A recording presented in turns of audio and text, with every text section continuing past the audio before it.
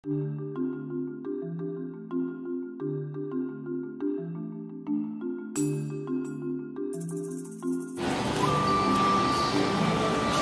guys, we're here at the Disaster Q Haunted House, and everything looks like it's going pretty well from the other day. There's lots of progress in there, including putting up walls along.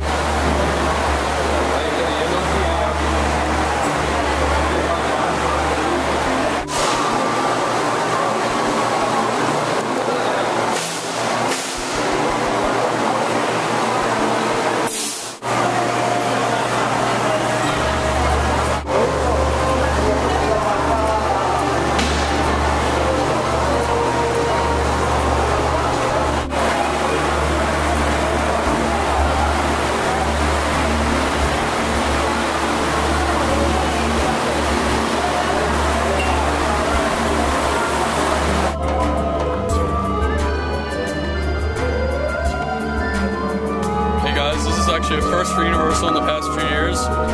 Due to the demolishing of Jaws, there's no longer a space for House of the Jaws Extended Queue. So we're here at Soundstage 44, also known as Herc/Cena.